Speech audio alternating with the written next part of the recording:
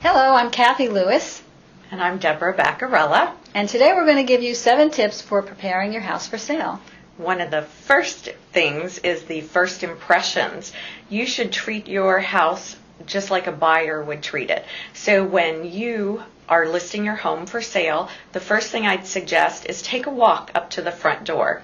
See if the palm tree is hitting you in the face as you walk by. Make sure there's not mold on the sidewalk that your buyer is going to slip on.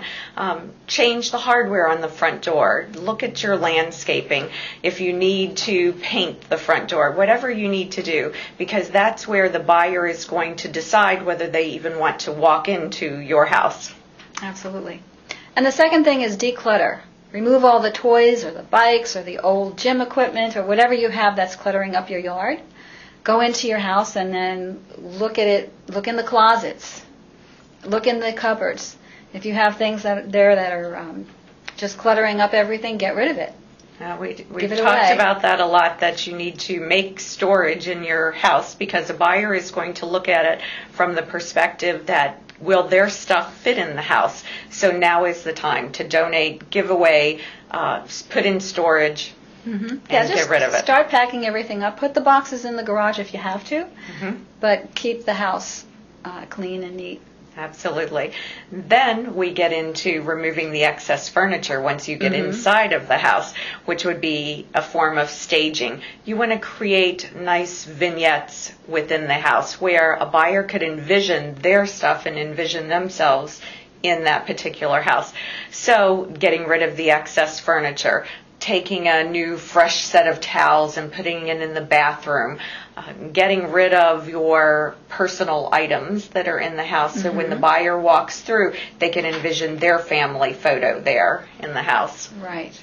And the other thing is the house needs to be sparkling clean. So cleanliness is next to godliness when it comes to listing your house and showing it to buyers. Because they're going to look in the corners and they're going to see the little dust bunnies hanging around. So make sure that everything is sparkling clean. Absolutely. And it also helps because there's so many foreclosures on the market right now and short sales that are not in good condition. So when they walk into your home and it's in great condition, it makes a huge difference in the buyer's mind. And the next thing is repair and replace. Go through the house and inspect it just like you might be a building inspector. And look for the leaky faucets, look for light switches that aren't working, and that kind of thing. And if it's not working, repair it or replace it. Something very important in this market is the 4-point inspection. Right now, a buyer cannot get insurance, so they can't buy your house. If they can't get insurance, then they can't get a mortgage.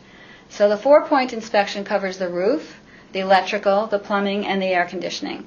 So it really would behoove you to go ahead and get an inspection beforehand and to make sure that all those things are repaired before you put the house on the market. Absolutely. And if it's something that perhaps you can't afford to make the repair, you can at least disclose it to the buyer and adjust for it in the price so that you're aware up front rather than being surprised once you get to the contract and then having it fall apart because it doesn't inspect. Great point.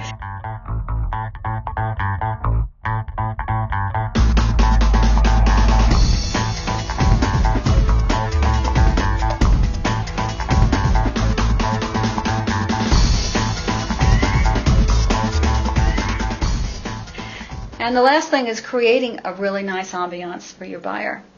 So light, bright houses sell really well. Open area is a term that we see all the time in the MLSs and multiple listing systems. Have some nice subtle scents, nothing overpowering. Also eliminate the odors like the doggy odors or the smoking odors.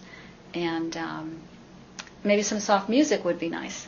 Absolutely. And make sure you open all the windows. And sometimes you may even need to take the screens off of the windows or open the awnings up, take away the shutters, something that might be causing the house to look dark. So the lighting is important to make sure it looks light and bright. And then finally, adjusting your attitude, because I think once your house is on the market, it is not your home anymore. It belongs to the market. It belongs to the prospective buyer. So it has just become a house. You have to let go emotionally and adjust your attitude and prepare it for the new buyer. And one way to do that might be to go ahead through the house and take pictures of the house and then self-critique. Exactly, so that you could go through and look at it from a buyer's perspective. That's also a good idea when we were talking about removing the clutter and editing your collections, to go through and look at it from a buyer's perspective. And there are also homes that are on the market that are of great value that they don't want their valuables showing in the photographs that are on the MLS. So now's the time to take away those valuables and go ahead and pack them away, put them in the safety deposit box, or go ahead and take them down. Same idea with if it's your favorite chandelier and you're not going to leave it with the house. Now's the time to replace that chandelier and put it away and replace it with something that the buyer can have, because sure enough, the buyer will walk in and they will want your grandmother's chandelier. Very true.